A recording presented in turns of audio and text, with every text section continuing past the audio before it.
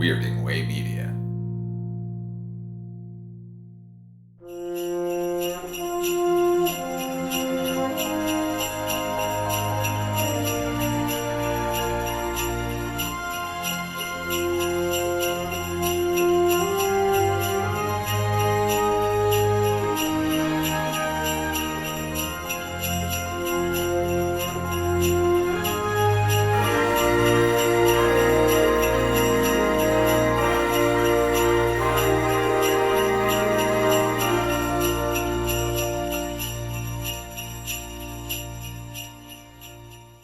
Welcome to episode 117 of the Filmumentaries podcast. I'm your host, Jamie Benning, speaking to you from a rather dreary day here in the UK. The weather might be dull, but I've got a fascinating conversation lined up for you to brighten your day, as usual.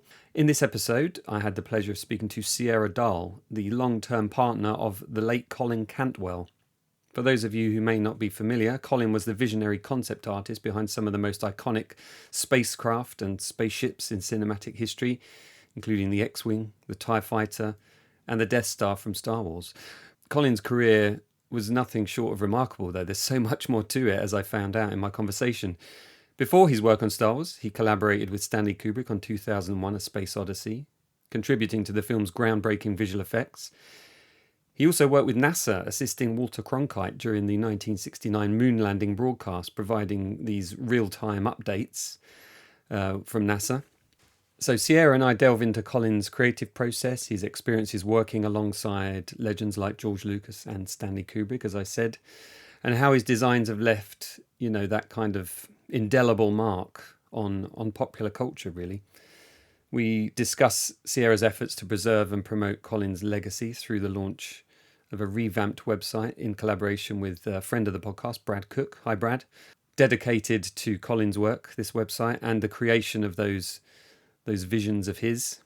Also, there's talk of a potential documentary and exhibitions as well. So this is a heartfelt and insightful conversation that sheds light on the man behind the models and the enduring impact of his work. So here's my chat with Sierra Dall, and as always, I'll be back at the end for a bit more jabbering on.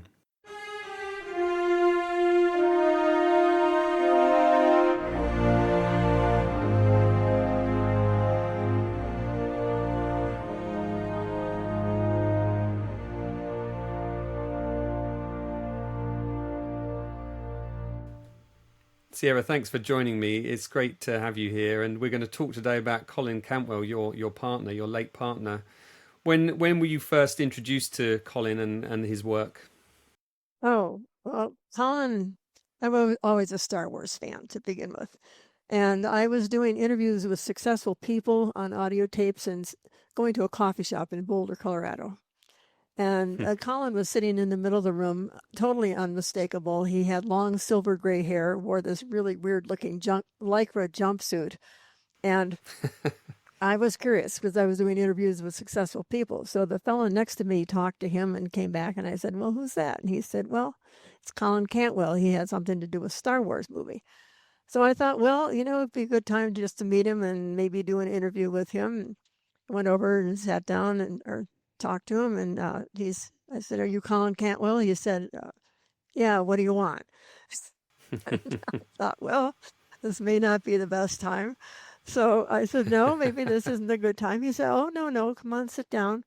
And literally within the first 10 minutes, we both had tears running down our faces. So 24 years later, we were together, and in 1914, we discovered he had dementia. And we had to move. And in the basement was literally wall-to-wall, floor-to-ceiling boxes.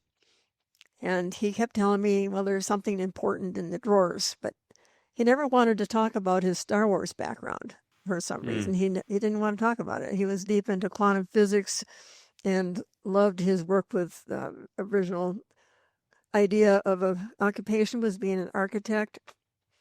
And so he talked about that, but he didn't talk about Star Wars. So we found it in the basement were the original concept art that he had created for George Lucas. That was something special was stuck in a drawer. This is 20 years later. I knew him. or not quite 20, maybe 16 years after I had been living with him. So, and in addition to that, we had an enormous amounts of other pieces of equipment. So that was my beginning with Colin. Wow. And And that's the thing about Colin, looking, just having done a little bit of research about him and read about him over the years, of course, often related to Star Wars in my case, because that's kind of, my love is in film. But, he studied animation initially. Is that right? he did. He studied Yeah. well, he didn't just study animation. He suggested the animation major at UCLA. And so he Mm. was literally the first graduate in that department. And yes, but his passion at that time was in quantum physics. So he attended a Bucky Fuller seminar. I wanted to say webinar, but not then. Before webinars, yeah. Yes. And took 3 days off to determine what Bucky Fuller had missed. Mm. So he spent the rest of his life very much interested in that. But yes, he was Mm. an animation major. And during that time, he helped make a lot of short films that got people's attention because they were that creative that people were very interested in what he had to do. So Nice. that's where it all started. Have you seen those films? No, I haven't seen those short films. Yeah, I wonder where they are. They're probably there somewhere in an archive somewhere. But then Well, that's a good he point. Yeah. he went and worked on NASA's Jet Propulsion Laboratory in the 60s, creating educational programs and things like that. I mean, it's very interesting that he's had this through line from sort of a creative pursuit through to the sort of realities of space travel and then into Star Wars. Can you tell me any more about the NASA side of things and his kind of contribution to the moon landing as well? Right. So Colin was very good at getting what he wanted. And he was, he went through his starting out in his background when he was younger. He went through the entire library of the first grade by the end of the first half of the year. And then he went through the whole library of the entire school by the end of the first year. So, but his main passion at that time was in space and anything related to space. So he figured out ways to get jobs. And what he would do is learn so much about what he was going to be doing that people would hire him because he was that knowledgeable when he went into the job. And that's just a good point for anybody who's looking for work, is that he got hired because he found a solution to a problem and then he would present it to the people he wanted to work with. So with NASA, he started volunteering, and that's how he got into NASA. He would do a lot of their artwork for them, their programs for the public, this type of thing. And then eventually, with that background, it led into, yes, and he was, well, let me back up a little bit. He was on and off with NASA. So it wasn't just one continuous stint with NASA. And one part of it that a lot of people don't know about, and I'll get into the moon landing in a minute here, but one part of NASA was that he was hired to work on the two spaceships were taking photos of the Mars. And they had stereo photos. So they had two of the ships going parallel to each other, taking pictures of the same area so that they could get an idea of what the topography was. So when they came back and Colin saw these pictures, NASA hired him to make a relief map of Mars. And that's one of his main projects. But the amusing part there was that National Geographic had a picture of Mars on the front cover. And unfortunately, they had it upside down so that the highs were the lows and the lows were the highs. And Colin picked up on that. And that's where the relief map came in. So he did a lot of work in that area. In 1969, he, as a work for NASA, he got hired by JPL, Jet Propulsion Labs, to go work on the film with Kubrick. And one of the things that actually happened with that is that some of his friends called him in and said, hey, we need to have Colin help figure out this film. Because when he got in there, it was supposed to be mostly done, but it wasn't. It was, just barely started on the space scenes. And so he got in kind of on the middle of the whole thing. and had to pick up the slack and figure out what to do at that point. So, but he was involved with the space scenes in the movie, and one of the things a lot of people don't know is that the music was his idea. Mm. And that was one of the main things you still hear today, at least in the United States, on television all the time. And he also What the sprach Strauss track? Zarathustra. Yeah, Yes, yeah, yeah. he also sprach Zarathustra. I mean, it's just synonymous. Yeah, synonymous with that movie. You can't separate the two almost. No. So he was working at nighttime with Kubrick on the film one-on-one over turkey sandwiches, as he said it, at midnight. And Kubrick came in one time and he was really upset. And he was, very depressed. And then Colin said, "Hey, what's the matter?" And Kubrick said, "Well, I fired my fifth composer and I just don't like the music." But Colin, being Colin, had already thought about what the music should be for the movie. So he presented his ideas of the music, and almost all the music except the Blue Daniel actually was Colin's idea. So that's what we hear now. That's very cool. There's Yeah. there's a really amazing Kubrick archive here in southeast London where I am, that I visited before. Maybe I should go and have another look on behalf of yourself and Brad to see if there's anything I could dig out for the website, which we'll get onto in a moment. But you look at Colin's career. He's gone from this creating this animation program at UCLA. He's then gone on to work for NASA Jet Propulsion Laboratory and working for Stanley Kubrick and assisting Walter Cronkite for the 1969 moon landing, providing these real-time updates. I mean, it's kind of mind-blowing. Do you know any more about that work with Walter Cronkite? I do. Again, it was through Jet Propulsion Labs that he got that gig. And he basically was sitting behind Walter Cronkite during the moon landing. And he had a comm line between the astronauts and NASA. And we had probably 4 different versions of the flight plan in his possession. I discovered after we sorted through everything. And the thing with the other stations is that they were following the actual timeline on the flight plan.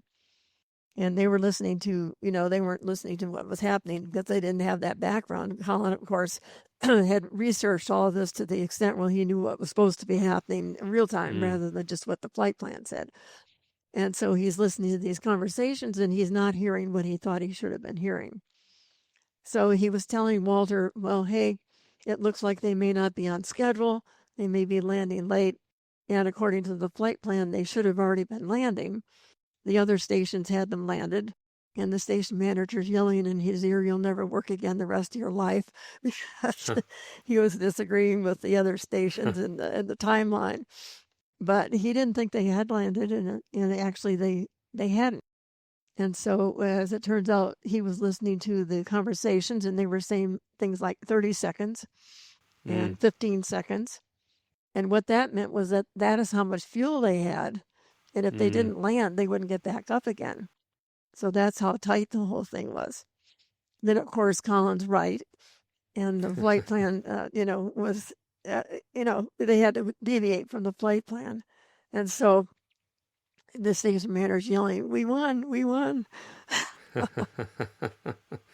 There's great footage, isn't there? There's a documentary released a couple of years ago about the moon landing where you do see those moments where they're having to do the manual adjust to come into land because they're running out of fuel, and it was so tight and incredible for Colin to be there at that such a pivotal moment in history. It just kind of blows my mind. One of the things he was telling me was that he was sitting behind Walter Cronkite watching him get ready for the broadcast. And when they had a break and everything, Walter would take a puff on his cigarette. And then he'd watch the smoke just slowly drift out of the screen. And that's when he had it perfectly timed so that there wasn't any smoke in the screen when he would start talking again. Different times. Yes, Luckily, it I was joined. different I mean, times. I work in the TV industry now, and luckily, I joined after the smoking ban. Then the next thing I see on Colin's timeline, and I'm sure there was work in between these things, but he was then hired by George Lucas in those very early days. Was it 74 that George first approached Colin to come up with those designs for the ships? He didn't exactly approach Colin. his friend Hal Barwood, who Colin had worked with on different films, Yeah. introduced Lucas to Colin because he thought that Colin would be instrumental in that movie and some of the Mm. creativities as far as the ships were concerned. So Colin, in the meantime, had created these kit bash ships. Now, Colin, this is backing up. Colin is the grandfather of kit bashing. Right. And have you heard that term before? Yeah, of course. Yeah, I've interviewed many ILM people over the years. I've even visited them this year, so yeah, I know that term all too well. Okay, so that basically he started. I'm sure maybe other kids at some point in time had done that before, but Colin was the one who made it famous. And what he did was take parts of all different kinds of ships, the you know, tore them apart, all these different pieces, and put each similar piece into a little drawer. And he called them nerdy drawers. And we had hundreds of them in our basement. About I would say a 3.5 square tower, maybe 6 feet tall, 5.5 feet tall, Wow. 6 feet tall. All of them with drawers that were probably that wide and that deep. And each of them had little pieces in it. And that's how he made the ships. And so he would be very creative in the way he put the ships together. And so, anyhow, backing up again, so Hal Barwood knew that Colin had capability of being very creative, and so Colin created those ships in order to show George Lucas how the models might be made in movies. Mm. And so that's how it all got started. And George, as Colin tells it, he came and had a magnifying glass, and he would look at the models and study them and study them and study them, and to see exactly how Colin had put them together because they were extremely intricate. They were just totally involved. So that's how I met George. Those ship designs are so iconic. The X-wing, the TIE fighter, the Star Destroyer, the Death Star. We all know those ships as they were kind of then. The designs were built upon by people like Joe Johnston, that became the ships for the movie themselves. But Collins have this iconic look to them. You can recognize them immediately, and you recognize those shapes. They're all defined individually, and we understand the good and the bad. So it's really Collins' designs that started all of that off, isn't it? Yes, it really was. And actually, Colin started creating the concept art before he was hired. Mm. So this is 1974. He had designed the concept art, and the concept art was all pencil drawings on dark backgrounds. So that's what we had in those drawers in the basement that I was telling you about. You said there's something special in those drawers. Well, okay, that's what it was. I bet that was a very cool thing to find. It must have been kind of like heart-stopping moment. Well, I was shocked. I've been with him 16 years. I had no idea he had that in the basement, Wow. along with a whole range of other artifacts that he had collected over the years, movie memorabilia. So, Very cool. yes. And the Millennium Falcon design that he had was repurposed as the blockade runner, wasn't it? Because it was deemed too similar to the Space 1999 ship. Is that right? That's exactly right. Yes, he had created it, and then they found out about the other ship, and they literally tore it apart Hmm. piece by piece and used the cockpit on the current Millennium Falcon. So you'll see that cockpit on the side. Hmm. And actually, we were lucky enough that we were down in the Comic-Con in Mexico City, and a fella from Belgium had literally recreated the entire interior of the cockpit. Oh, wow. So that we were able to go through it, and he could sit down at the control panel, and it Cool. was a real thrill, yeah, for them and for him to be able to do that. Yeah, I bet. So that in 1974, when he was sort of doing those drawings and coming up with the models later on, was he then no longer working for George when the film was in production? Had his kind of stint with George kind of finished by then? Well, the film, I don't know exactly the timeline on that. That's a good question. He was working until early 75, Okay. in which time he actually created the models for the film. Mm. So Mm. he took all these after he created the concept art, then he designed the models. And then at that time, he was under contract to do that. So he had his workshop and everything to do the models in. And I don't know if Well, I don't know if the film was under production, so to speak, but they were certainly getting ready to put it together at that time.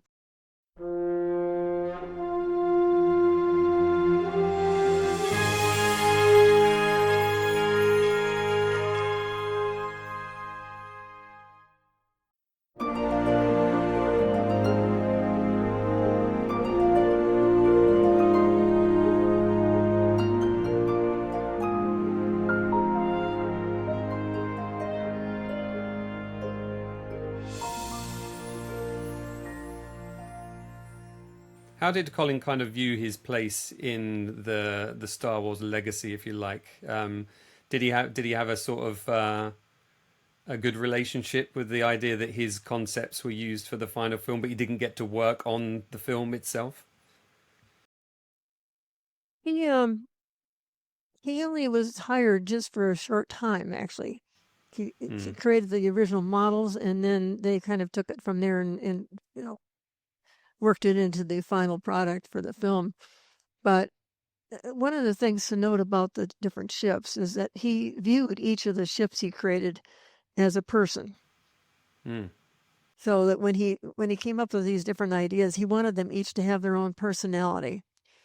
It was distinct and different from anything else that was out there. hmm. And he certainly had achieved that. Yeah, that's a very cool idea, and again, it's part of the influence he had on the Star Wars world as well, because that same ethos was carried on through by other designers for the later films. You know, they always went for these iconic ships that you could recognize in silhouette, all thanks to kind of Colin's, initiation along that path. I saw as well that he worked as a computer graphics consultant for another movie, War Games, another movie that I love. Oh, Um, that's another story, Programming some yes. of the, yeah, he's programming Hewlett Packard monitors, and I mean, what was he doing in the interim between the sort of the mid 70s and the early 80s there, maybe before we get onto War Games? What was his jobs in between those? Because he just seems to me that he's hopping from so many different disciplines. I could imagine him doing almost anything. Well, after, we were looking at 75 for Star Wars. And Mm, then after that, he was working at mm, JPL for a while, on and mm-hmm, off of different projects. And then he actually got hired by Hewlett Packard at some point in time around the 80s. mm. So War Games is a whole other experience. He In our basement, we actually had the set for the War Games, Huh. the actual set, a small model of No it. way. Yeah. Wow. And of course, I didn't know what it was at the time because he never talked about any of these things until we had to sell them. And so the other part of it was that he designed the whole set with the war screens and the way he wanted it laid out and all the graphics and the projection, so that he had the projection figured out on each of the war screens. And he designed Right. all of the computers on the floor for all the people working in, you know, Cheyenne Mountain. It's in Cheyenne Mountain, yeah, here in Colorado Springs, actually. And he had the whole set all figured out, all the different projection angles and everything. And basically, what he did was he figured this out because they knew they had a problem, and so he presented it to them as a solution to their problem. So he programmed all of the screens, and we had these little monitors in the basement, about that wide and that tall, the three of them Mm, stacked on top of each other. And they were Hewlett Packard monitors, and it was cutting edge. And he programmed the monitors for the war screens. So all the action you saw on the war screens was Colin's programming. And they mm. literally had a doctor on set for Colin, because if he had died, they wouldn't finish the film because he was the only person literally who could do that work. So that Crazy. was how War Games came about. It's a film that I used to love watching. I'm going to have to revisit that with this information now in mind. Um, of course, as many fans will know, Colin sadly passed away in May 2022.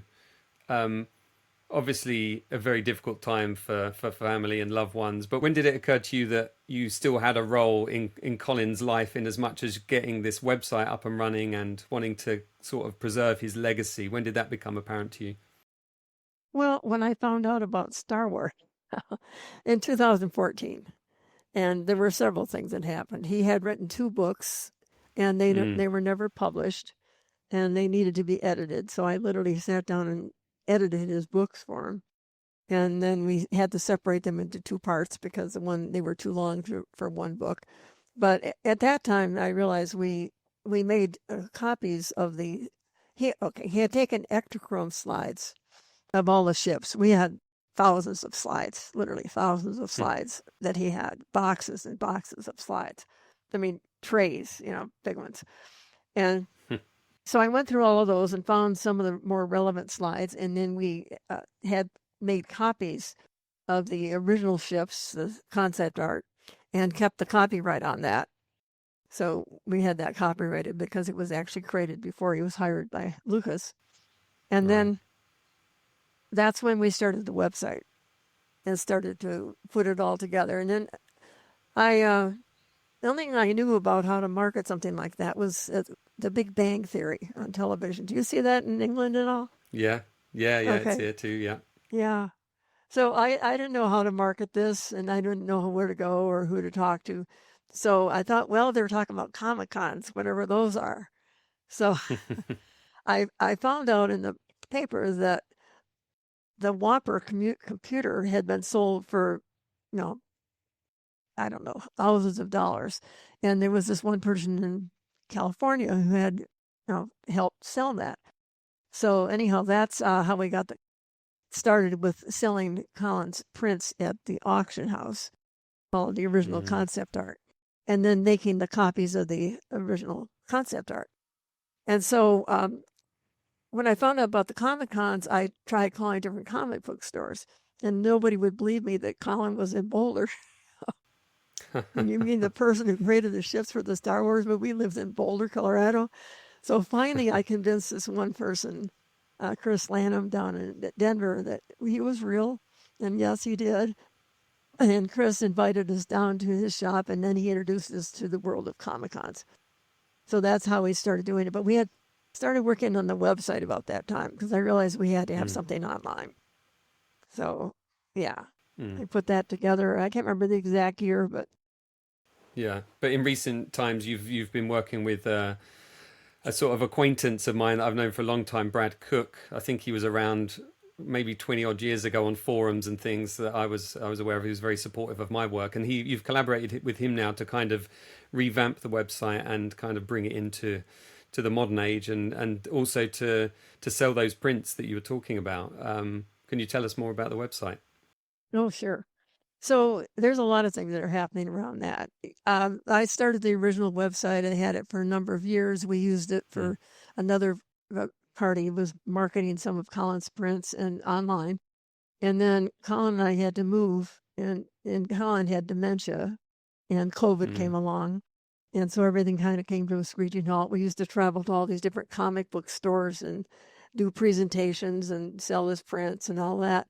So then about 2020, we ended up having to move to Colorado Springs.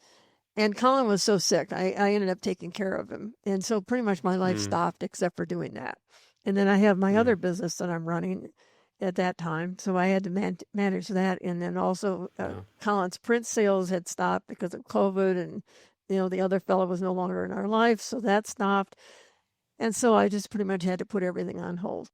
So recently I've been able to come up for air, and Brad Cook, the wonderful, wonderful Brad Cook, I, Mm. I put out a, fly, or what do I say, an email. Does anybody want to help me sell these prints? And Brad came along and he said he would. And so he's done a wonderful job revising the website and making it into an e-commerce site. In the meantime, with that email I put out, I also met Eric Jacobs with TSJ Foundation. And what they're Mm. doing is they're putting together museums exhibits, taking all of Colin's work and using it as an example for young people to get involved in STEAM, which in this country, do you have STEAM programs over there? They call them that? Yeah. Yeah. We call No. it STEM. There's no A in ours, but yeah. Yeah, they added the A as art, but it's science, technology, engineering, art, Mm. and math. And so what they've done is build a lot of the robotics from the Star Wars movie, the C-3PO and R2-D2 and a whole bunch of other robotics. And they're trying to go to museums and do exhibits and programs for young people to get them involved in Right. STEAM programs. So they became very interested in Colin because Colin had such an interesting background all the way through all these different areas. And so they're taking each part of his different sections of his life, his work, and building it into museum displays. And also teaching kids how they can get involved and showing them what they could be doing. So that's part of it. So right now we're selling the prints on the website. And part of that is going as a donation to the CSJ Foundation to help promote their STEAM program, because it's such a good use of Nice. Colin's legacy to be able to help Yeah. young people get started in technology and science and all that, all the different arts that he was involved in. That's very cool. That's a very good use of his legacy, as you say, and I'm sure that's something. I'm sure you feel that's something he would have been proud of as well. Oh, he would have been thrilled. Yes. So the website is colincantwell.com. Very, Hmm. very simply, colincantwell.com. Easy to But it's worth remember. checking out anyhow, just to see some of his work. Yeah, I've had a good look through it over the last few weeks, and Brad was sending me sort of early versions of it just to check out if they worked on my mobile device and on the browser and everything. And it was great to see all of that artwork and all of those photographs and things of the models. And yeah, well, one little bonus for listeners of this podcast and viewers of this podcast, there will be a code where you can get some money off the website. Okay, so this is Jamie interrupting Jamie. So that code I was talking about is film15, film15 on colincantwell.com, and you'll get 15% off all of the items in that shop. That's film15, film15 on colincantwell.com. So I'll post that in the show notes, and I'll include that in the outro for this episode as well.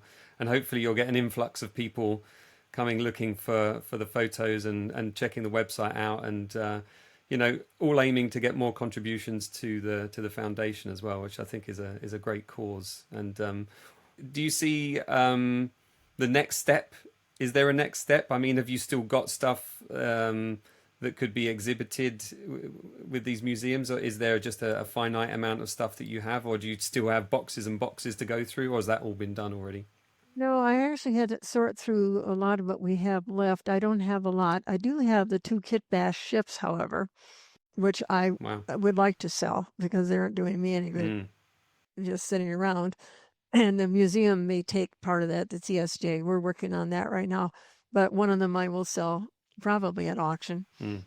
And then Yeah. with CSJ, I have a lot of things that were not sold at auction. And there's, like it's War Games jacket that I have, and MGM t-shirts, and just still had one manual from the Apollo 11 flight manual. I still have one of those left, Mm. the whole book, Wow.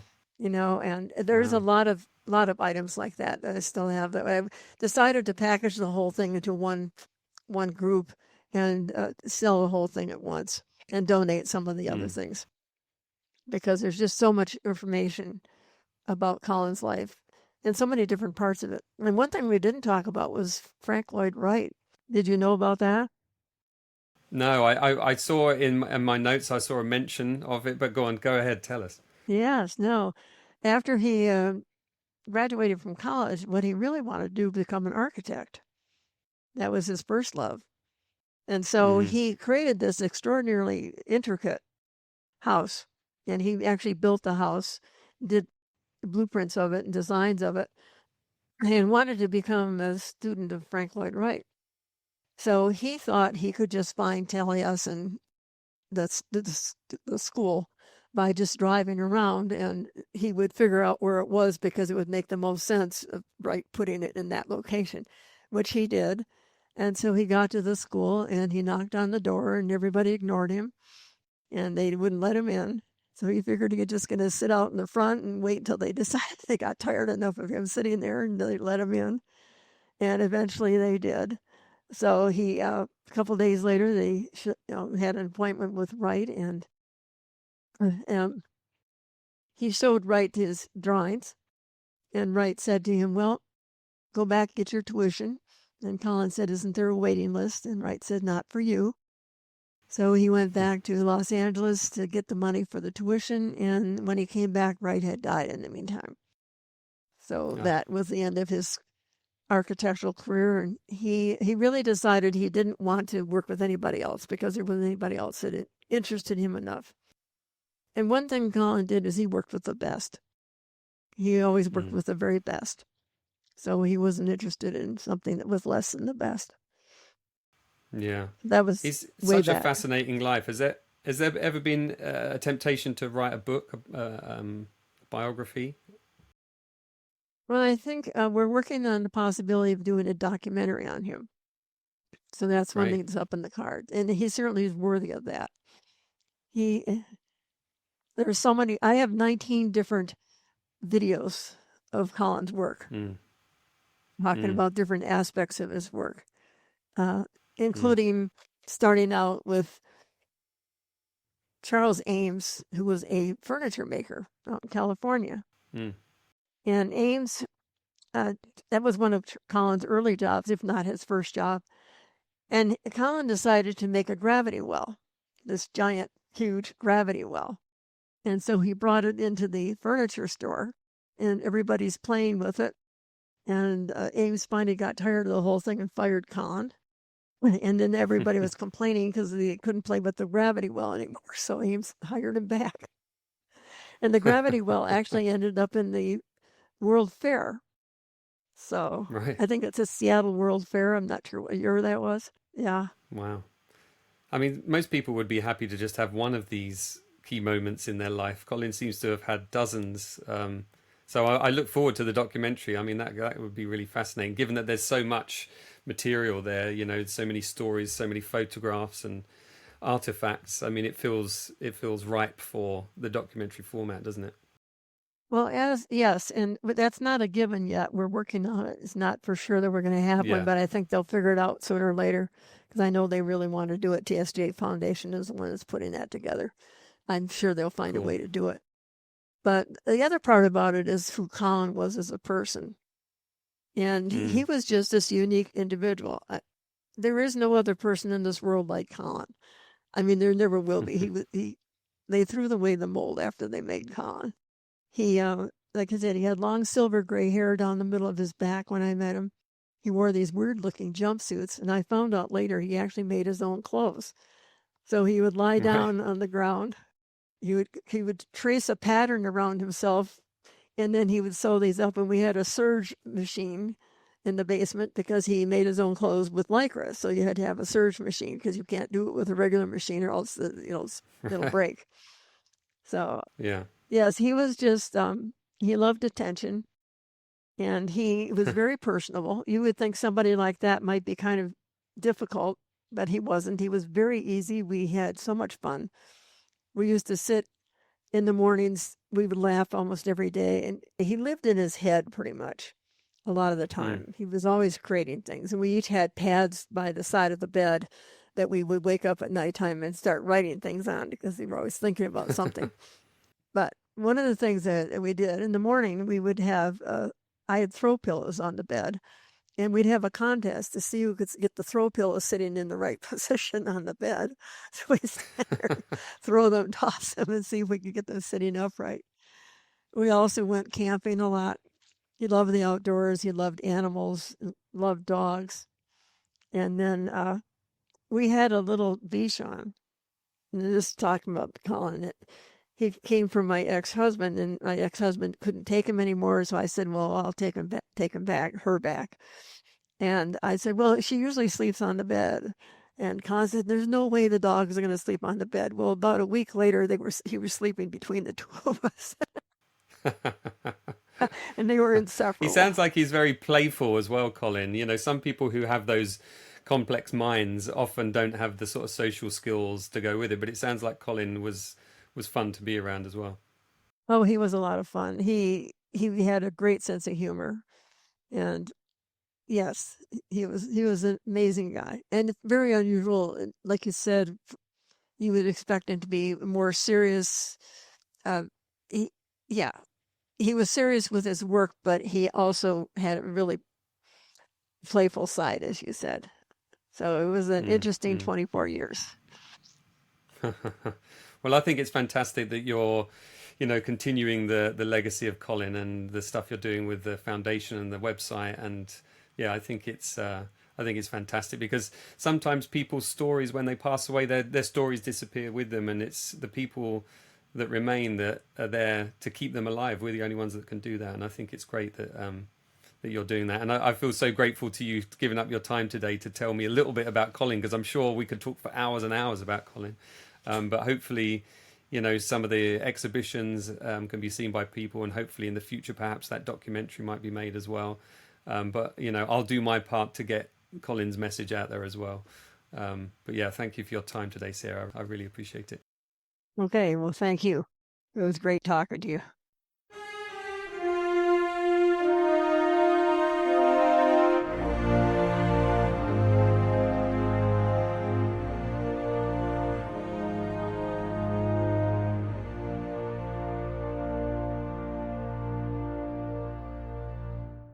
Well, I hope you enjoyed my conversation there with Sierra Dall. As I said with my little interruption, if you go to colincantwell.com, and if you choose some items that you like, if you go to the basket and you add film 15, as in FILM15, you'll get 15% off whatever's in your basket. And I know that Sierra and Brad have been working to add more items. I think there are mugs now.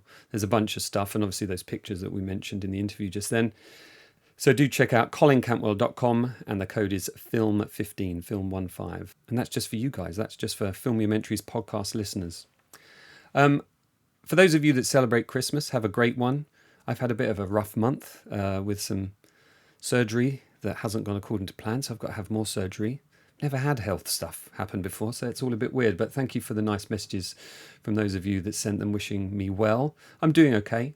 Just, a little bump in the road. Coming up in the new year, there's a whole bunch of interviews lined up. I had to cancel some recently, but I've got a few in the bag already, and those ones are going to be rescheduled for the new year, early in the new year. So take care of yourselves, take care of your families. Try and keep a sane mind in this crazy, crazy world. Stop the doom scrolling. Delete your social media apps. You don't need them. You probably need them for 5 minutes a day at most. Do an app timer. I've been doing an app timer on my phone, and it just locks the app after 10-15 minutes. I think I've got 10 minutes on Twitter, 10 on Instagram, 10 on Blue Sky. I've deleted Facebook. I just post using my web browser on my laptop now, and I found actually it helps with mental health, just not having that doom scrolling, because otherwise it's all political problems, it's war, it's drones over New Jersey, it's bloody UFO videos. I don't know why the algorithm thinks I'm interested in them. But do try and take care of yourselves as well as each other. Have a great Christmas if you celebrate it. Happy New Year for 2025. And I'll speak to you in January. Thanks for joining me, and I hope you can do so for the next episode of the Filmumentaries podcast. Oh, and don't forget to share. Don't forget to share the podcast. Still trying to get it out there to more people. And thanks also to Mike Hewitt Brown of MB Music, embemusic.co.uk, who made the music for this podcast for all these years now. Thank you, Mike. Have a great Christmas yourself. Thanks, everyone. Speak to you soon.